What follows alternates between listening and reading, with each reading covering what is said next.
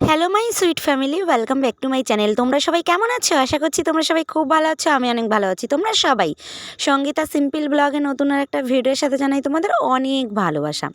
তো সবাইকে জানাই গুড মর্নিং, সুপ্রভাত। তো আজকে হচ্ছে এখন কটা বলো তো? এখন কিন্তু সকাল 8:30। তো 8:30 থেকে ব্লগটা স্টার্ট করছি, দেখতে থাকো। আশা করছি তোমাদের ভীষণ ভালো লাগবে। আর ভালো লাগলে কিন্তু অবশ্যই কিন্তু সাথে থাকতে হবে, পুরো ভিডিওটা স্কিপ না করে দেখতে হবে। তো বন্ধুরা, উঠেছি কিন্তু সকালে আর একটু আগে, মানে এখন তো 8:30। তো ব্লগটা স্টার্ট করার অনেকটাই আগে উঠেছি। তো আজ তোমাদের দাদাভাই কাজে যায়নি, তো ও আজকে গেছে একটু ডাক্তার দেখাতে, যেহেতু ও যায় কলকাতার দিকে ডাক্তার দেখাতে। তো আজকে ও সকাল সকাল উঠে একটু ডাক্তার দেখাতে চলে গেছে। আর আমি হচ্ছে সকাল সকাল উঠে পড়েছি, কারণ বাড়ির কাজ তো করতে হবে, তাই না? তো আজকে হচ্ছে আমাদের নিরামিষটা শেষ হলো। তো ওই জন্য আজকে কাচাকুচি ঝাড়াঝাড়ি অনেক কাজ আছে।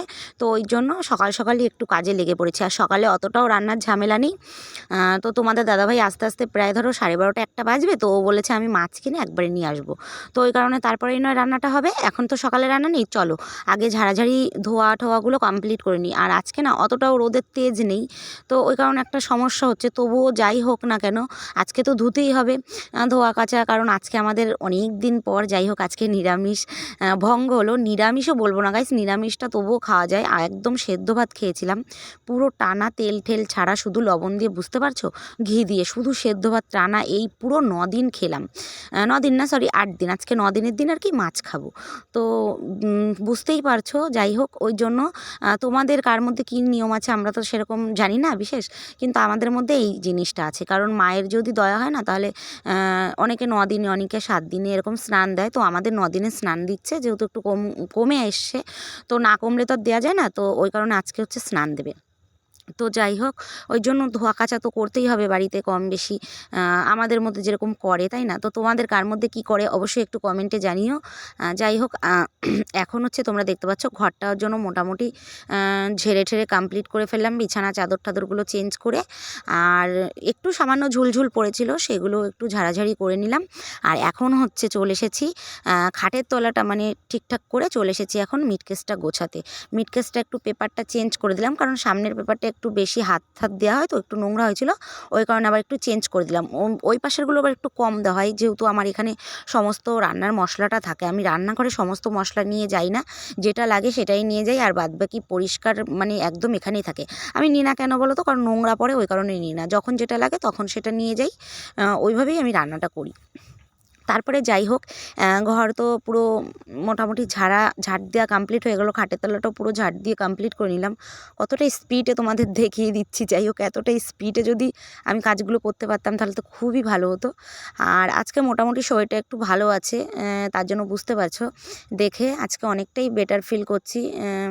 ব্যথা আছে একটু সাইড অল্প অল্প, মানে যেরকম একটা ক্লিন হয় না, সেই জিনিসটা নেই, কিন্তু একটু মনে আছে হালকা ব্যথা ব্যথা, তবুও কাজ করতে পারছি।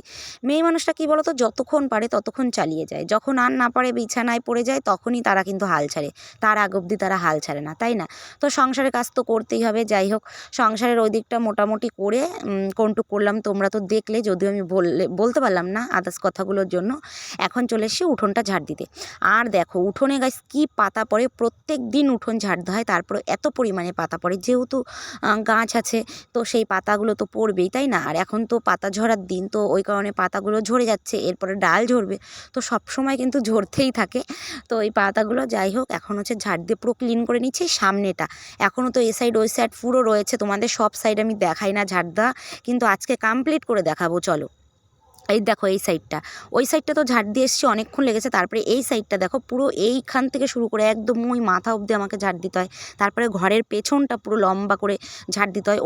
তো ঘরের পেছনটা আমি বেশিরভাগ যেদিন মাথা ঘষি সেদিন ঘরের পেছনটা একদম পায়খানার ট্যাঙ্কির পিছনে যে পাতা ঠাতাগুলো পড়ে আমার কলের সামনে, এগুলো বেশিরভাগ আমি যেদিন মাথা ঘষি সেই দিনই আমি একদম ধরো 3 দিন 4 দিন পর পর একদম ঝাড় দিয়ে মাথা টাথা ঘষে ঘরে আসি, এরকম করি। আর এই সাইডগুলো তো আমাকে প্রত্যেকটা দিন ঝাড় দিতে হয়, প্রত্যেকটা দিন। যাই হোক, পাতা তো পড়লে তো ঝাড় দিতেই হবে। আর এখন চলে এসেছি আমি গ্যাস মুছতে। কাজ করতে করতে আমার অনেকটাই লেট হয়ে গেছে। এখন আমার মেয়েরও খিদে পেয়ে গেছে। আমার মেয়ে আবার দেখো ছাতু গুলে খেয়ে নিচ্ছে। দিচ্ছে।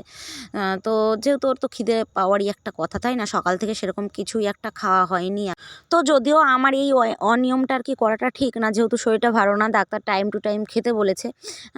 তো খাওয়া দাওয়াটা একটু ঠিক মতো করতে বলেছে, কিন্তু কী করবো বলো, মানে মেয়েদের শুধু আমার না, মেয়েদের দেখবে এরকমই হয়, সংসারে কাজ না করে না মানে খেতে ইচ্ছে করে না কিছু, যতক্ষণ না কাজটা কমপ্লিট না হয়, এরকম একটা ব্যাপার হয়ে পড়ে। তারপরে যাই হোক, মেয়ে তো ছাতুগুলো কোনো রকম খেয়ে নিচ্ছে, ওকে বলছি নে খেয়ে নে। তো ইদানিং আমার মেয়ে জানো তো ছোলা ছাতুটা ভীষণ ভালো খাচ্ছে, তো ভাবছি যে ওর জন্য সত্যি একটু ছোলা ছাতু এনে রাখবো, কারণ ও ছোলা ছাতুটা খুব ভালোই খায়।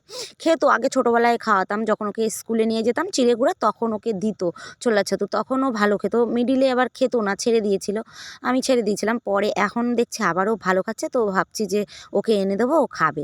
আর এই ছোলা ছাতুটা এখন হচ্ছে ওর ঠাম্মা আনে, তো ওইখান থেকেই ও নিয়ে নিয়ে খেয়ে ফেলে, মানে ভীষণ বকাবকিও করে তার জন্য, যেহেতু দেখো উনি খাওয়ার জন্য আনে আর ওই খেয়ে শেষ করে ফেলে, তাই না? তো বকাবকি তো একটু করবেই, স্বাভাবিক। আর উনি এই ছোলা ছাতুটা উনি মানে খায়, তো মেয়েকে একদিন দিয়েছে, টেস্ট পেয়েছে, এখনও প্রতিদিনই বলতে গেলে 3 বেলাই খাবে, মানে ভাত খাবে না। হ্যাঁ, নেশাটাও ধরে গিয়েছে। যাই হোক, এখন বুঝতে পেরেছি যে ও ভালো খাচ্ছে যখন, তখন আমরাই এনে দেবো।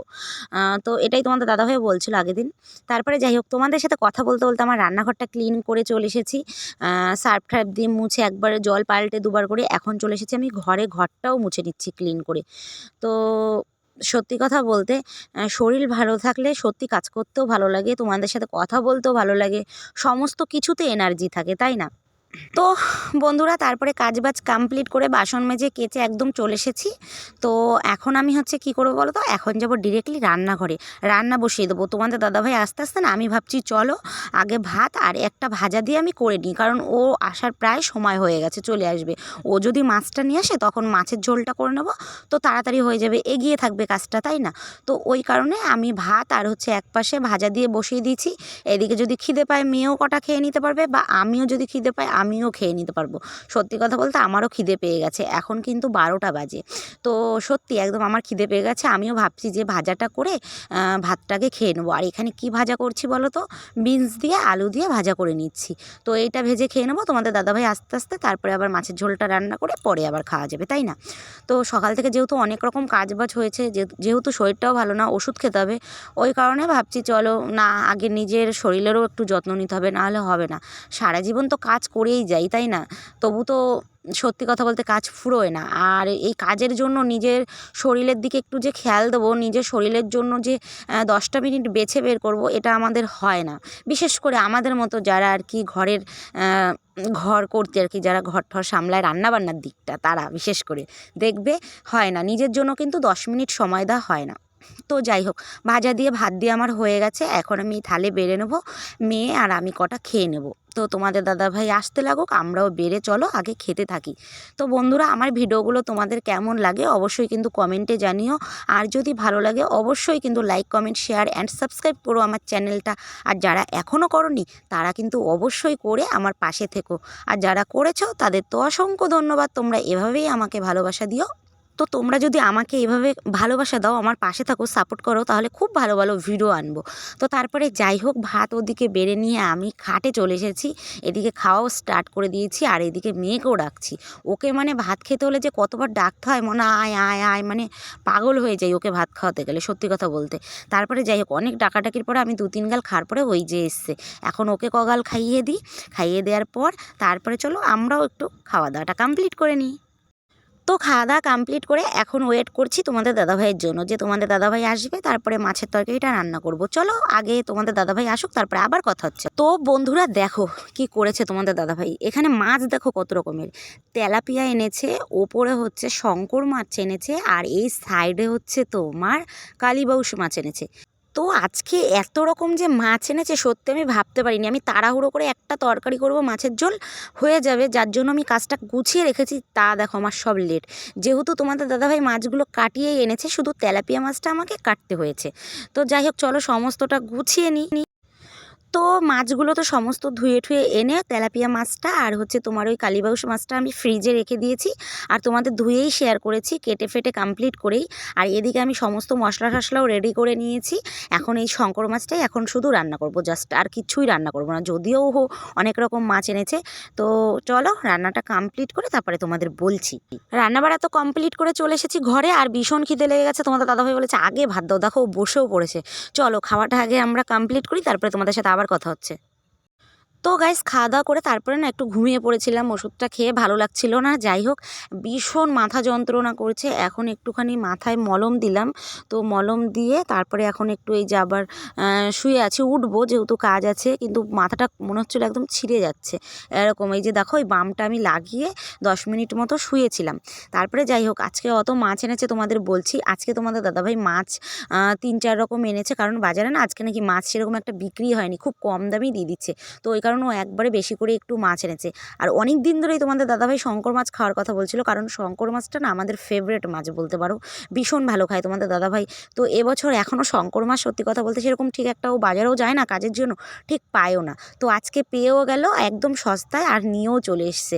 তো মাছের হচ্ছে এই একটা ব্যাপার, আমার 3 দিন হয়ে যাবে যা মাছ এনেছে। তারপরে যাই হোক এখানে আমি উঠে পড়েছি এইবার এই চাদরটা মানে ঠিকঠাক করতে, কারণ এই চাদরটাই টাঙানো হয়েছিল না, সমস্ত কাজই কমপ্লিট হয়েছিল। তো এই চাদরটা এখন একটু টানিয়ে দেবো, টানিয়ে দিয়ে এখন হচ্ছে রাত কিন্তু অনেক বেজে গেছে। তো তারপরে তোমাদের দাদাভাইয়ের সাথে অনেকক্ষণ একটু গল্প টল্প করে চাদরটা টাঙিয়ে নিচ্ছি, তারপরে চাদরটা টাঙিয়ে যাব ভাত খেতে। তো যাই হোক তোমরা শঙ্কর মাছ কে কেমন খাও অবশ্যই বলো। আমাদের কিন্তু শঙ্কর মাছটা সত্যি কথা বলতে দারুণ লাগে, টমেটো দিয়ে ধনেপাতা দিয়ে গরম মশলা দিয়ে সমস্ত কিছু দিয়ে রান্না করেছি।